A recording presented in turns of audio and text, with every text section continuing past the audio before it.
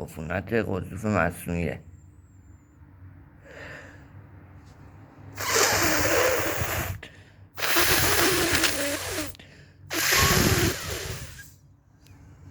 اوه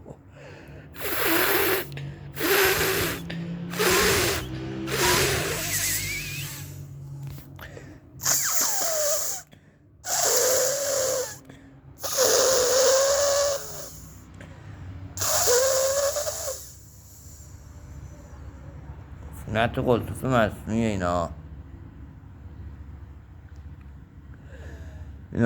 ببین.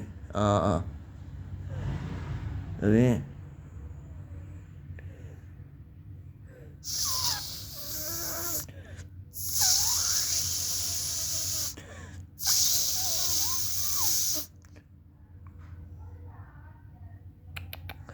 قضیف مصنوعی بینیه. وای داره خفه میشه، زده به ریه ها، داره خفه هم میکنه.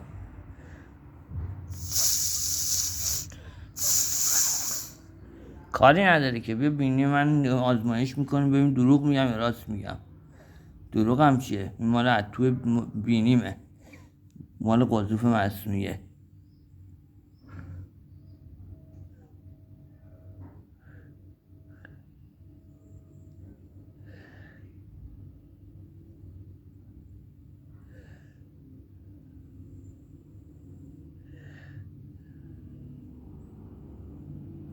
وای داره خفه میشم.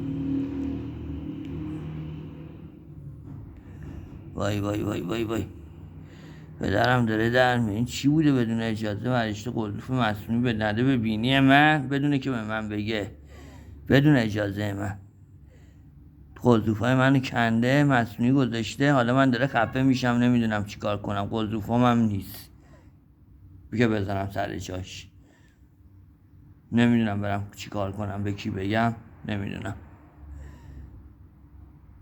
بهش 4 ساله میگم قضیف مصنوعی زدی، من داره خفه میشم، میگه نه. بعد حالا من نمیدونم، حالا ثابت شده که اینا قضیف مصنوعی زده ببینی من. بعد نمازم میگیره، روزم میخونه بدون اجازه من که به من بگه قضیفای بینی منو کنده، مصنوعی گذاشته. این عقل و ناسی باشه، خدایی هم هست دیگه، بالاخره دنیایی هم هست دیگه. من 4 سال نفسم میگیره، مریض و بیمار افتادم این گوشه.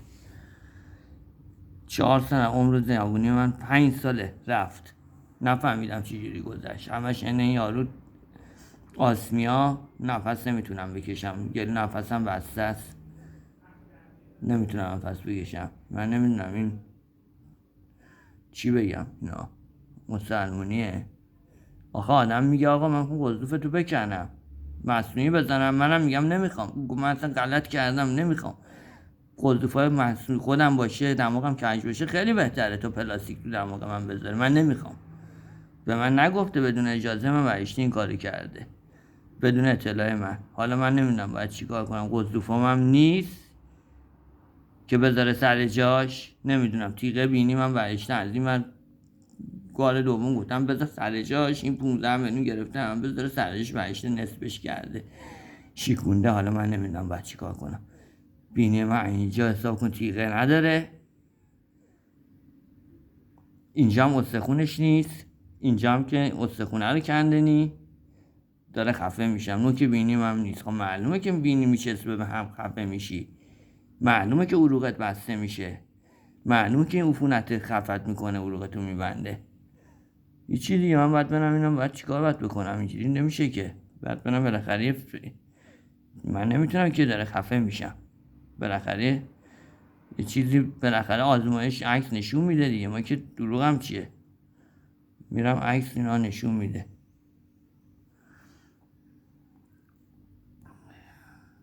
اینم شده حال روز ما شدیم مریض و بیمار.